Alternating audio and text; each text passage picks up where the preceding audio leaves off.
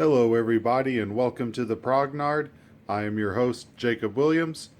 So, first off, I want to start this video by apologizing that I haven't put up any content within a couple of months. To be honest, I just haven't found anything interesting enough to bring to the camera, for you guys to watch. So, feel free to make suggestions on things you'd like me to cover, and I'll do my best to cover them. Else, I'll just have to film as I get inspired to do something. But another reason why I've been unable to record is I've been distracted with this. All right. So what I'm going to talk about today is Shadow War Armageddon. Now, I know that this is a Armchair General segment, which means I'm going to be doing some mathy kind of stuff, and I'm definitely going to do that here in a bit.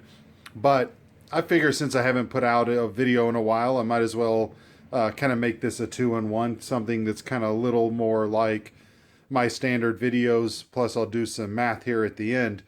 But for those of you who don't know, Shadow War Armageddon is a miniatures game put out by Games Workshop set in their Warhammer 40k universe, and it's actually I'm going to call it a new edition of a game that they published in the 90s called Necromunda, which, full disclosure, I am typically not a miniatures guy, but I played Necromunda back in high school and I loved it.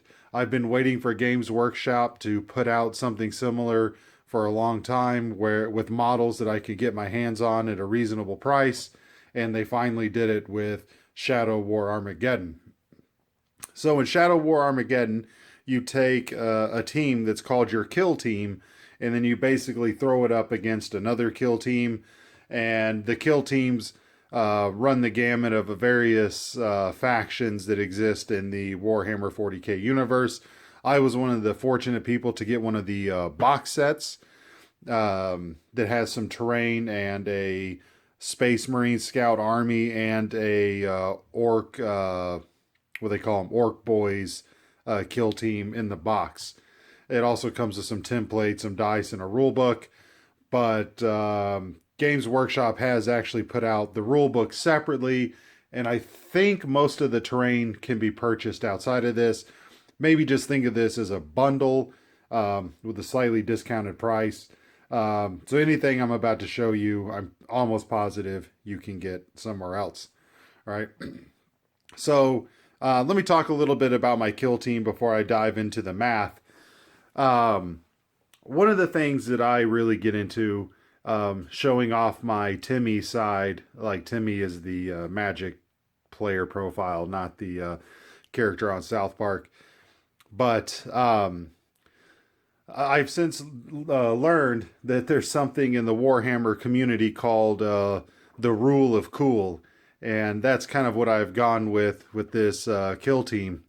All right, so some of the common themes that you're going to see is, look at these bases. They've got these black and yellow stripes. In the old Necromunda game, that pattern was everywhere in the game. And people would do that on the chain swords and things like that. And I've come to understand that that's kind of a 40k thing in general, and Necromunda might just went a little overboard. But one of the things I loved about the old Necromunda game was people painting their bases like this and writing the names of the gang members, or team members in this case, on the base. So let me kind of introduce you to my kill team. You've got Arnie as the leader, all right? And Arnie is armed with a plasma pistol and a chainsword. Now, yes, I painted all of these, and I think these paint jobs are fairly decent. I know people can paint a lot better, and people do paint a lot better, but I was extremely proud at how these came out with. This is one of a handful of tries that I've done with painting, and I really liked how they turn out, especially that plasma gun. It was my first time doing a object source lighting, or trying to get it to look like it's a glow effect, and I thought it turned out sick. And I actually had to do kind of a hack job to even get that plasma pistol on him, because even though the rules say this guy can have a plasma pistol, there were no plasma pistols in the kit. So I had to order some parts off of eBay and kind of do some surgery and put that hand on him. All right, so Arnie's the leader. You've got Dolph here as a standard grunt armed with a bolt pistol. And look at that base too, that little piece of twisted metal I put on there. Things like that. I think that's really cool. I didn't know it at the time, but they put out some, what are they called? Sector Adeptus Mechanicus bases that really matched the Armageddon theme. And I wish I would have had those bases, because it was a pain in the ass to do these. You've got Sly here, the sniper. And you've got, Jean, or Jean, however you want to pronounce it. And I really like how I did that wall right there. That was kind of a pain in the ass, but I think it turned out pretty awesome in the end. He's armed with a bolt pistol and some grenades. And then you've got Jason, which again, I really like the base that I put on him. Games Workshop does put out a basing kit that's kind of like City Rubble that I used for this. He's got a bolt pistol and an assault blade, which is like a sword. Let me get to that guy in a minute. And then here's Terry, who's actually the star of this video. Now look at this sick paint job that I did on him. I basically made him have no sleeves, and I chose not to put that shoulder pad on him that's supposed to come with the heavy bolter model. Hopefully I'm going to do some next level stuff here soon and drill out that barrel and really take these figures to the next level. Yeah, more on Terry here in a minute. This is my special operative, which I don't really have a name for. This is just a Terminator figure with a power fist and a storm bolter. In this game, when you play the campaign style, which I'm going to talk about more here in a minute,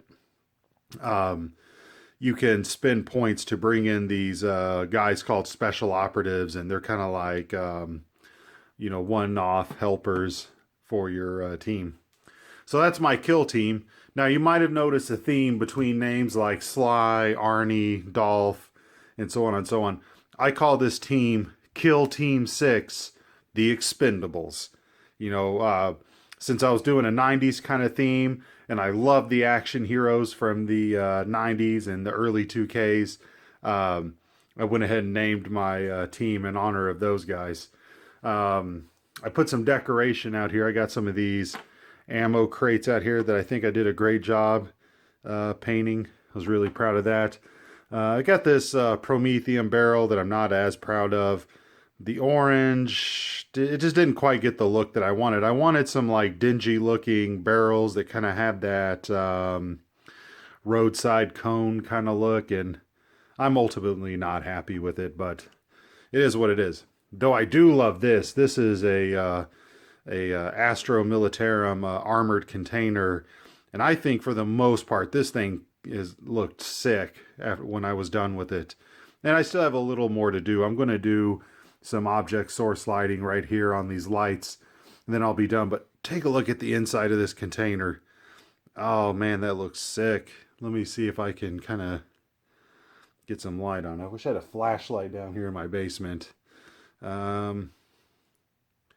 don't think I can get it in the light too well, but the idea that I was going for is that this thing's been out in the underhive, being rained on or dripped on from various chemicals. I guess it doesn't really rain in the underhive. I mean, it's an enclosed building, right? So, or maybe this was out in the elements for a long time before getting to the underhive. So I really like the use of technicals that I did on this to give it that rust look. And I really like what I did on the inside, which again is hard to tell because I was trying to go for, you know, water or whatever is kind of getting into these vents and leaking down in here. And I think I did a great job on it. I'm proud of it. I'm sure tons of people could have done better. I probably still will touch this up. After looking at some battered dumpsters and stuff out in the real world lately, I've kind of noticed that real metal won't rust this bad. And even when it does rust, it's not as orange. You get a lot more of this brown kind of rust, dark reddish brown rust, like the color of Mars, I guess. Though I've never been to Mars. But anyway, so that's one of the reasons why I haven't updated some videos on my channel. I've been too busy with Shadow War Armageddon. So now that we're 10 minutes in, let's talk about one of the real reasons why I'm shooting this video. So one of the ways you play this game is that you play it in a campaign kind of setting, okay? And in a typical campaign, you build a 1,000-point team, and you get together with, you know, a few other buddies who have kill teams, and then you play a constant series of games, and you're trying to earn these things called Prometheum caches. And every time you play a game, you get one Prometheum cache, except that the winner gets D3 Prometheum caches, okay? And you're playing different scenarios. You can use these Prometheum caches to bring in these special operators, or you can use them to upgrade your team. You can do various things, right? Excuse me. But one of the things that can happen is while you're playing a campaign is that your fighters can get injured or even killed, okay? And a lot of people were warning me, oh, don't put these names on these bases because there's a high kill rate in Shadow War Armageddon. So I started thinking to myself, how likely is a death? Okay, so let's fast forward to, I was playing a buddy of mine here in town, and let me kind of clear the field here.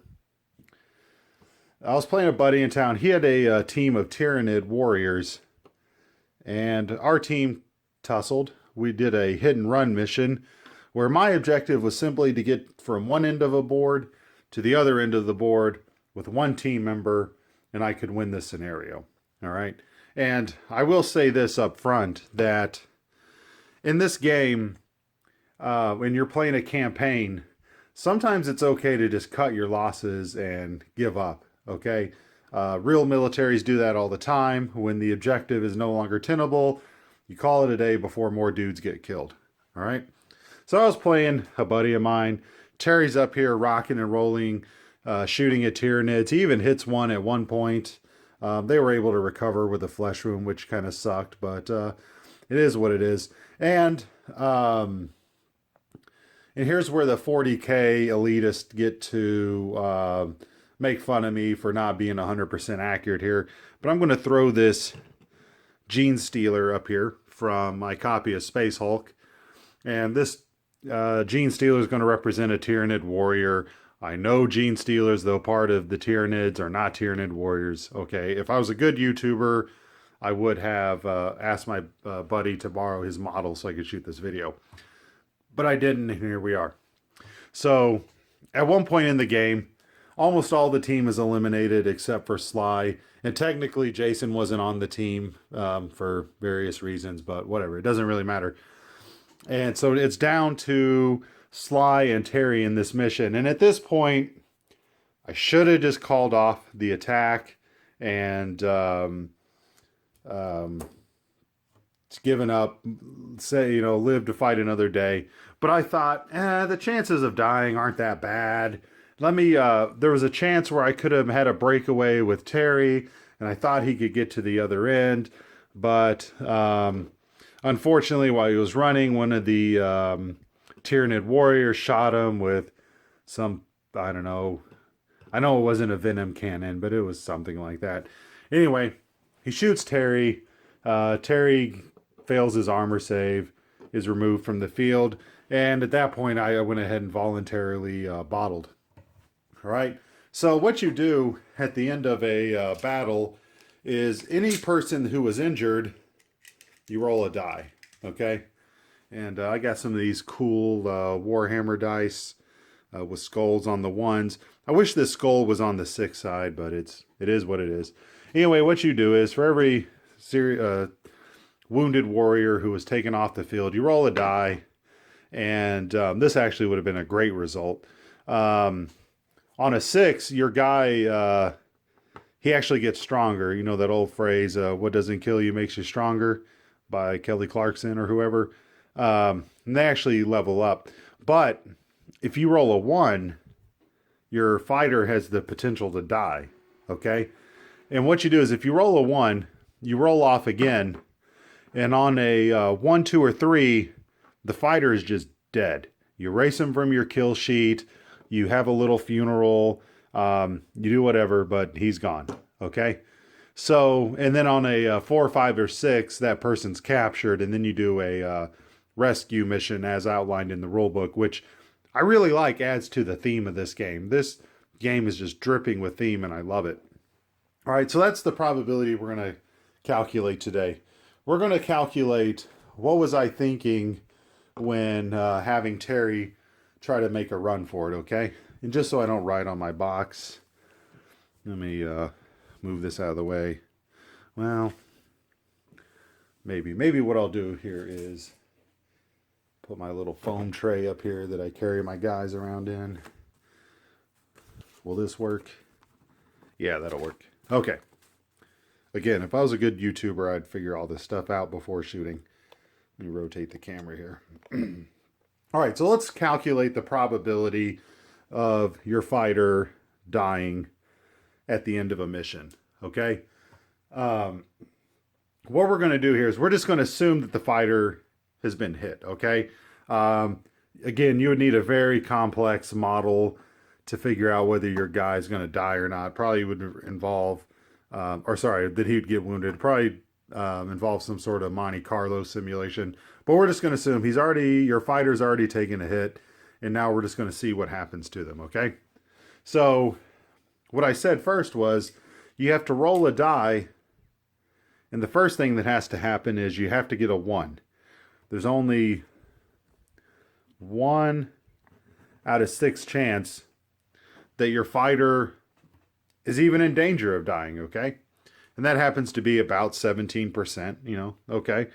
But then what has to happen is you have to have a follow-up die roll, and you have to roll, here, let me adjust that. You have to roll a 1, a 2, or a 3, okay? If you roll the 1 in the first stage and you roll one of these 3 results in the second stage, your fighter is dead, all right? So that's a 1, 2, 3 out of 6 chance, and we're going to multiply these two together. If you've learned anything from my videos, when 2 independent probabilities have to happen in a row, it gets harder, which means you have to multiply them together. You have to and them together. It's always funny in statistics class, they talk about how anding or oring is a verb, and it's quite comical to math nerds. But anyway, so this is the probability. It's 1/6 times 3/6, which this happens to be 3/36, which if you reduce this down is 1/12, which is approximately 8.33 repeating percent. Okay? So that's pretty good probability that your character is not going to die, right? So there's 90 some odd chance that he won't die if this happens. Hell, if given he does take a hit, it's still a 50-50 that he lives. All right? But as I will always hark on, and I need to come up with a clever way to say this so this will catch on, statistics and probability is not the same thing as a crystal ball. Okay? And sadly, Terry died, which you could probably guess by the tone. So Terry died, unfortunately, so I can't play him in that particular campaign, which is not that big of a deal. I'm more sad that I lost my heavy machine gun, which will make things mucho difficult facing people in that game. in the future. So, yeah, so I think that's about all I've got for this video. Let me just re-emphasize, if you're playing a Shadow War Armageddon campaign, when the losses reach a certain level, you may want to think about skipping out of town, because even though it's only an 8% chance, especially with the heavy machine gunner guy, you know, maybe you cut your losses and run. Maybe if you're left with Jason, who's just a what they call a novitiate, or it's the analog of a Juve from Necromunda. This figure only cost me about 100 and some points, right? He can be replaced after one game. I will probably never be able to get a heavy machine gunner back due to the way campaigns work. So that's pretty much it. I got to say all I've got to say about this. Try Shadow War Armageddon. If you're a miniatures fan, I hope you found this. This is a little basic mathematical example, but it's been good to get a video out on the channel. So I'll leave you with that. Peace, everybody.